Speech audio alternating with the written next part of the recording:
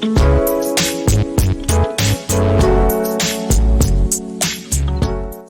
folks, Ron Smith here again. I'm excited to be with you here today. Congratulations for showing up to your own recovery and for making an effort to hear and put some new practices and skills in place in order to live drug-free for life. This program is for those who are overcoming drug addiction, for those that are helping someone overcome drug addiction. But I kind of want to acknowledge those that are in a situation like I am. So 15 years clean, 15 years on drugs. So I was on drugs for over 15 years. I was actually diagnosed with some mental health issues back then, which has come to be not the case today. I have overcome drug addiction and no longer have mental health issues.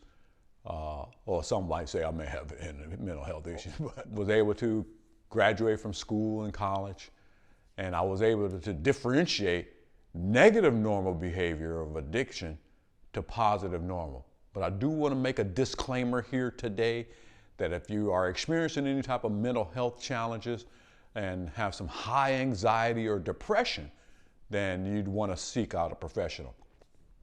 And if you're already in outpatient treatment or in some type of drug program or attending therapy on a weekly basis, then you would continue to do that. This is just supplemental information and not professional education or training for you to employ.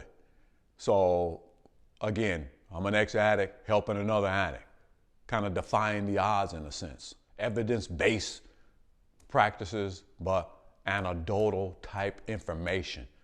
So I was able to overcome, that's the evidence. I'm standing here as evidence of being drug-free for the last 15 years. So that's what I'm offering today. And I want to talk about the negative normal behavior versus the positive normal. Because I used to get the guy, he'd say, well, you keep talking about the negative normal behavior and denial and frustrations and things like that, but what's the positive normal? So let's talk about the negative normal, then we'll talk about the positive normal. Very Well Mind talks about these symptoms, and they're actually negative normal scenarios as far as I'm concerned. They're symptoms of an inability to stop is a negative normal situation. Changing in mood, appetite, and sleep is a negative normal scenario when you're on drugs or using drugs, and I remember these times. Continuing use despite negative consequences is a negative normal behavior. Denial, not accepting where you are in life, is a negative normal behavior. Engaging in risky behavior is negative normal. Feeling preoccupied with the substances or behavior is a negative normal behavior. Legal and financial problems can become very normal. Losing interest in other things you used to enjoy. Putting the substance or behavior ahead of other parts of your life, including family, work, and other responsibilities, is a negative normal scenario. Secrecy is pretty normal, or hiding drugs or alcohol is normal behavior, negative normal. Using increasingly large amounts of substances is a negative normal. When we think we're invincible, that's pretty normal behavior. Taking more of the substance than intended, pretty normal behavior. And withdrawal symptoms such as irritability, lying to your loved one, isolating in drug use, is pretty normal behavior for the addict. That was my negative normal behavior. Nothing special about it. I mean, you're special. Your recovery story is special. My recovery story is special, but my addiction story is not special. It's the negative normal. So I listen to these stories when they come in for counseling, and it's like the same story, different faces. That's because it's a negative normal situation. It's almost like a person comes in and say, I have an alcohol problem. Do you know how to treat it? You probably haven't dealt with an alcoholic like me before. And it's like, if we didn't know, if it wasn't a negative normal scenario, we'd be scratching our heads like, hey, this person has alcohol problem, what should we do? And I turn to someone and they say, I don't know. Let's see, talk to Jimmy. Jimmy, what should we do? This person has alcohol problem. What should we do? I don't know. See, so if it wasn't a negative normal scenario, a person comes in treatment, we'd be scratching our heads. We don't know what to do. But we're not scratching our heads. The counselors, when I went in treatment, they knew what they were doing. And they were able to help me pretend or act like I knew more than they did. That was my downfall because I knew too much. I was too intellectually accomplished in my own mind, thinking the counselors don't know what they're talking about. My mama don't know what she's talking about. My wife, she don't understand. Nobody knows the woe that I'm experiencing. All negative, normal behavior for an addict. What kind of behavior would that be? Wow. The negative? Oh, negative normal. Normal. Yeah. Right. That's the negative normal behavior. Mm-hmm. So denial, when a person, they don't recognize when they're in denial that that's a negative normal behavior to addiction. So when a person comes in addiction, this is the symptom that they experience. Right. Everybody. But the person that first comes in and they're in this pre-contemplation state think it's new. Mm-hmm. See, it's new to them. But in the industry, in the drug and alcohol counseling industry, or in the education portion of drug and alcohol, that's old. Yeah. That's not new behavior. To them, it's new. Right. But to the world of recovery, mm-hmm. that's a negative, normal thing that occurs for everyone that steps into that addicted behavior. Yeah. And so just knowing that, you can separate yourself from that behavior. Right. Right? Because everyone denies, or everyone that is addicted that steps into treatment for the first time thinks, you know what, all this is new. I wonder if they're doing it right. See, no. See, what they need to offer is, now see if they just had some water and chips and cupcakes in here, that'll make it. See, they're always trying to make something better when, look, the system and process is already in place. Yeah. For recovery. Mm-hmm. All that person has to do, your responsibility is to get on board. Right. But the positive normal are things such as getting back in life, getting back in society. Because let me ask you this. So when you think about recovery, what do you think about? And I'm going to tell you, we're going to have a list of positive normal, but you think about recovery. Getting back to my real self. I mean, so getting back to real self. All right, what else?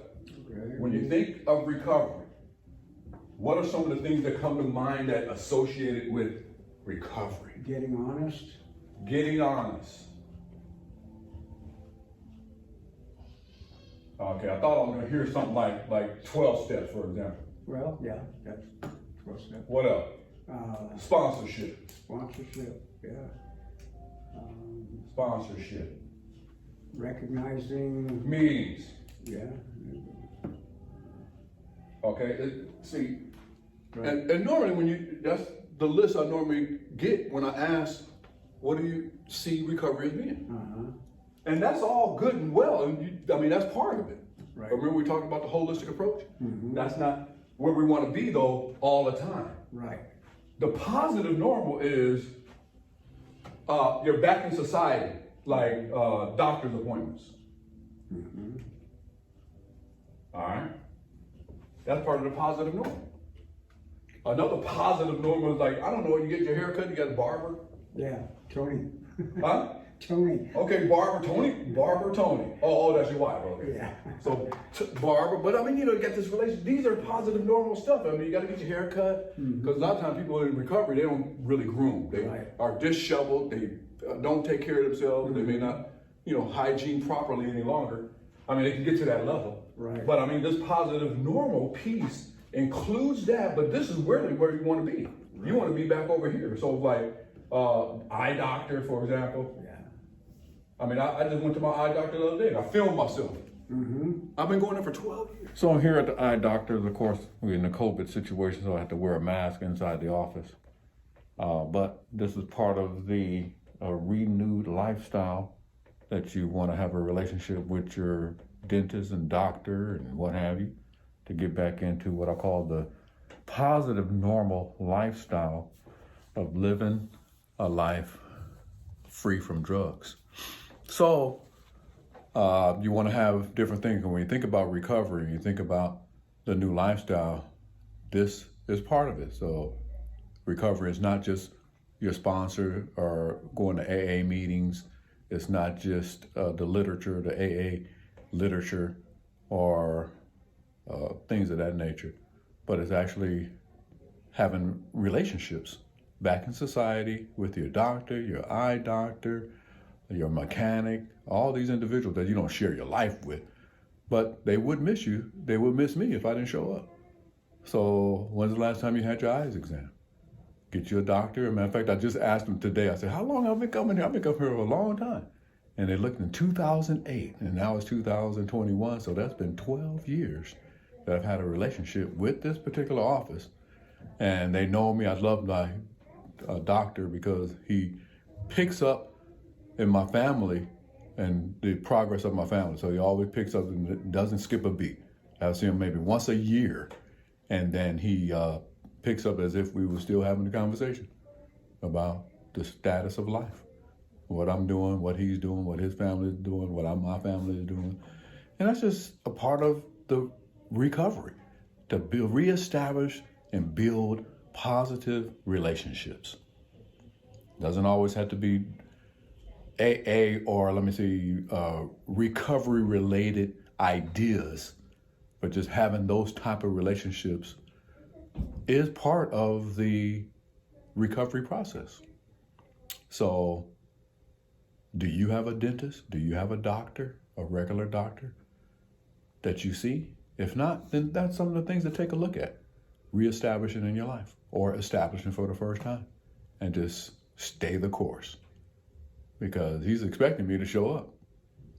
So when people expect you to show up, guess what? That's just part of the recovery process. Yeah, because this is part of the positive normal of recovery. I mean, this is not where you go and share your heart and say, you know, I've been clean and sober. That's not what I'm talking about. We don't share our life journey of recovery from drugs with this population. All I'm saying is, boom, if you didn't go, they'd miss you. Mm-hmm. See, because this is now be back in life. Some people haven't seen a doctor in years. I asked them, when the last time you had a physical? Well, I haven't had a physical. What's the name of your doctor? Well, I don't have no doctor. See, so, I mean, when you have a doctor, then you're back in this positive normal. Yeah. Insurance, even the small things like if something happens to something in my house, like a plumbing issues, I got a plumber. Mm-hmm. So a plumber, I just have a relationship. Matter of fact, I just got finished referring my electrician to my barber. Electrician. All I'm saying is, you know, these type of things, anything happen in my yard, for example, if something I got a sprinkler guy, there's a yard guy, sprinkler guy, but he does all kinds of it.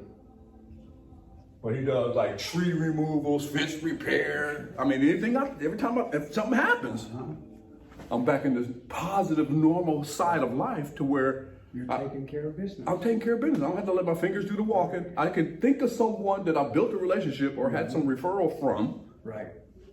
And just go, in my phone right now. I can just call them up. Yeah. I have a chip that fixes I get chips in my windshield every now and again on my car. This guy been doing chip repair since 5 years now. Mm-hmm. It started, anywhere I go, if I get a chip, I just call him. I got to call my insurance. Insurance says, okay, boom, we're going to cover it. Whoever you want to choose, boom, I tell him who it is. Mm-hmm. I call him up, and he's boom, makes the appointment wherever I'm at in the city. He's even come here and fixed the chip repair. Wherever I'm at, he just shows up or makes an appointment to come where I'm at. Yeah, that's good. I mean, you know, chip repair. Yeah. So all I'm saying is personal hygiene. Personal hygiene, yeah, personal hygiene. And that's taking pride in yourself. Taking pride in yourself, like self-care. Mm-hmm. Self-care, you know, riding bikes, things like that. So all I'm saying, this is part of the positive normal, which is the recovery results. Right. See, that's the result of recovery. That's the result of all this. You being able to show up to life. Right. You being able to show up to all these things that, you make appointments for it throughout the year. Because if not, you just focus on this, you don't have this going on. Right. It's good to have both. You plus or addition to. Right. Addition. Boom. So these kind of like go hand in hand. Because you're doing all that in order for you to be here.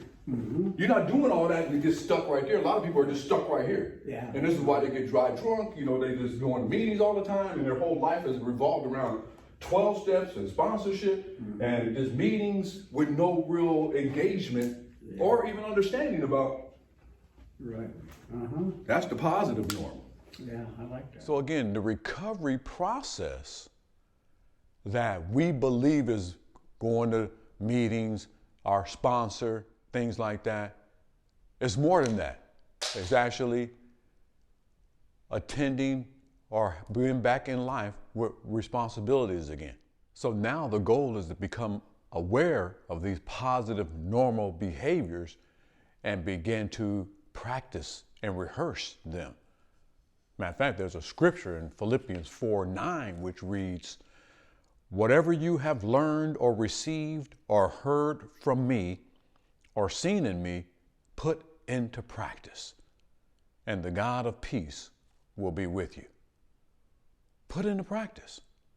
That's how you develop skills. You just continue to practice and rehearse until it becomes part of your lifestyle. And then 10 or 15 years later, like some of you have already accomplished, and again, congratulations, as a result of the practice of the positive, normal behavior. So until next time, like this page, just hit that little thumbs up, subscribe to this page, maybe make some comments down below. But I want you to develop the skills necessary to live drug-free for life. And until next time, get it together and then keep it together all the days of your life.